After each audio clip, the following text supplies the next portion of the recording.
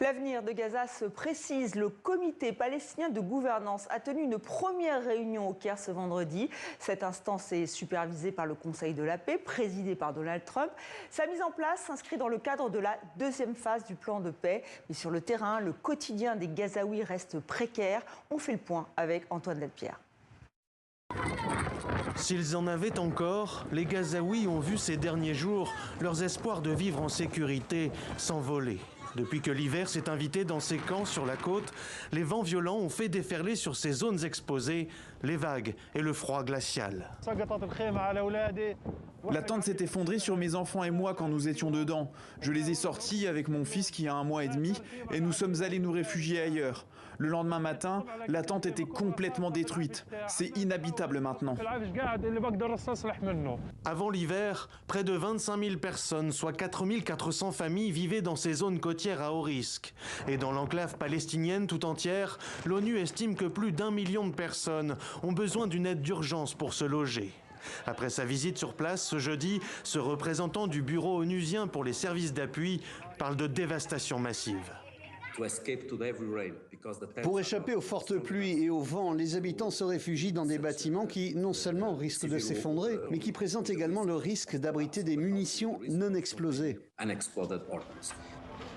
Dans l'enclave palestinienne, jonchée de quelques 60 millions de tonnes de décombres et dont les frontières et points d'accès restent sous contrôle israélien, l'aide arrive, mais trop peu rapidement et trop peu efficacement pour faire face aux défis. Journalistes et ONG sur place constatent chaque jour de graves pénuries de carburant, de nourriture, d'eau potable ou encore de médicaments. 2 rapports récents font état d'une chute de la natalité au premier semestre 2025, moins 41%, avec 220 Palestiniennes décédées de complications pendant leur grossesse et 2600 autres qui ont fait une fausse couche. Quant aux blessés et aux malades, à l'image de cet homme diagnostiqué d'un cancer depuis plus d'1 an, il reste pour beaucoup en attente de traitement ou de transfert vers l'étranger. Même les outils de diagnostic sont en nombre insuffisant. Nous ne pouvons ni diagnostiquer correctement les patients, ni leur prodiguer des soins faute de disponibilité, ce qui entraîne de nombreux décès. Depuis le cessez-le-feu entré en vigueur il y a 3 mois et que le Hamas et Israël s'accusent mutuellement de violer, l'UNICEF a établi qu'au moins une centaine d'enfants sont morts sous les frappes ou les balles de soldats israéliens. Et au total, selon le mouvement islamiste palestinien, depuis le 10 octobre, plus de 460 personnes ont été tuées. L'armée israélienne, de son côté, a fait état de 3 soldats tués. Et on va revenir donc sur la deuxième phase du plan de paix qui est donc entrée en vigueur avec une première réunion du comité de gouvernance palestinien. C'était aujourd'hui au Caire. Bonsoir Slimane. Bonsoir. Alors qui compose ce comité? Quelle sera sa mission? Alors ce sont 15 technocrates palestiniens présidés par ce Palestinien Ali Abdelhamid Shahat, qui est un Palestinien qui est né à Gaza, qui a étudié en Angleterre et qui a été vice-ministre des transports et de la coopération. Donc il connaît bien le sujet. Donc on ne connaît pas les noms précisément de chacun de ces 15 technocrates, mais il a déjà une idée depuis Ramallah où il habite, une idée sur les 80 millions de tonnes de débris. Écoutons-le. Si j'amenais des bulldozers et que je poussais les décombres dans la mer pour créer de nouvelles îles, de nouvelles terres en mer, qu'est-ce que j'y gagnerais? Je pourrais gagner de nouvelles terres pour Gaza et en même temps dégager les gravats. Combien de temps cela prendrait-il? Voilà, il a déjà les idées très claires, mais son comité ne peut agir sans un mandat direct du comité de la paix que préside Donald Trump lui-même avec des personnalités internationales.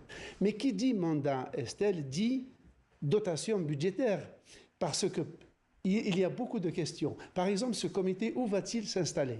À Gaza, au Caire, à Washington, à Tel Aviv? On ne le sait pas. Quel sera son budget pour reconstruire Gaza, rétablir les infrastructures, ouvrir les écoles, les hôpitaux? Qui va payer ce budget? Et puis, pour reconstruire Gaza, toutes 90% des maisons sont détruites. Quels engins pour le faire? Il n'y a pas un seul tracteur, pas un seul bulldozer, pas une seule excavatrice, pas une brouette, pas de quoi construire une grue. Donc tout cela, il faudrait en importer des centaines de ces engins. Mais les importer par où? Par l'Égypte, par Israël? Et qui va payer? Toutes ces questions qui sont essentielles n'ont pas toujours de réponse. Et puis, construire On ne peut pas construire. Il y a des cadastres, il y a des propriétés privées. Sur quel lopin construire? Enfin, il reste une question cette fois-ci, politique. Sur 53% du territoire de Gaza sont démarqués par une ligne jaune derrière laquelle Israël a chassé tous les Palestiniens et maintient ses troupes.